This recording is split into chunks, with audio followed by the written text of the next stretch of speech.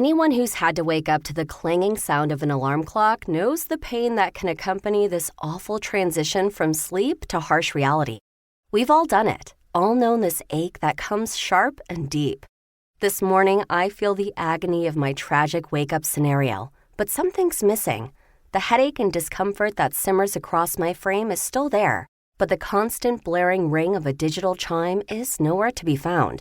I still feel terrible, but I'm not sure why. My eyes crack open, the lids heavy as my gaze comes into focus. Light is streaming through the blinds of my second-story apartment. A beautiful morning, if not for the awful sensations that wash over me. Wash over me. This phrase repeats again and again in my mind, a feedback loop of internal monologue. There's something about it that just sounds wonderful right now.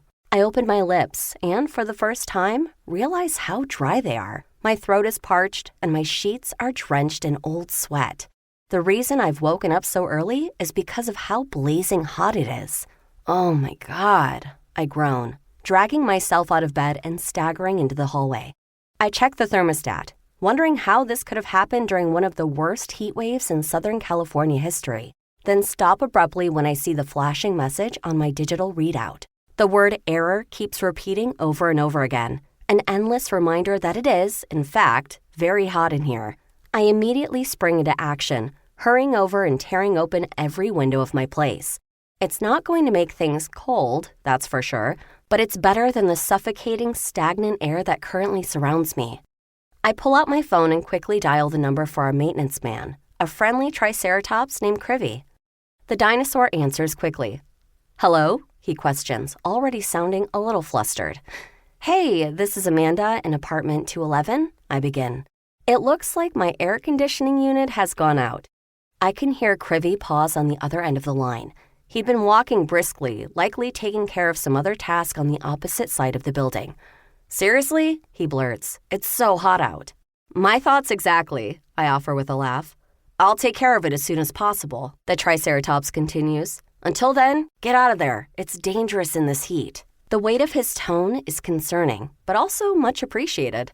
Waking up in this sweltering apartment wasn't very fun, but I hadn't really considered the legitimate danger I'd been in. "What should I do?" I stammer, struggling to reframe the situation in my mind. Krivy considers this. "We've got the pool in the courtyard. It's pretty full these days, as you might expect, but it's a great place to cool down.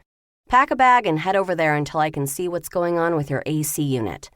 "Thank you," I offer, then hang up. I spring into action, grabbing a backpack out of my closet and filling it with all the heat-avoiding essentials I might need.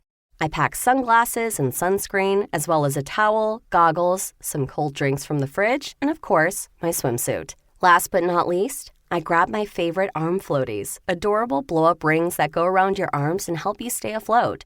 I'm a good enough swimmer to where I don't actually need them, especially with their silly bright pink design, but there's something about them I find really fun. With that, I lock the door to my apartment and head down the stairs towards my small community pool. Floaties blown up and eyes covered by a tight pair of goggles. As I make my approach, however, I feel a strong sense of nervous apprehension bubbling up at the pit of my stomach. I can hear the excited chatter of fellow swimmers as it reverberates off the water, bouncing across the courtyard and then returning to my ears in its distinct sing-song way.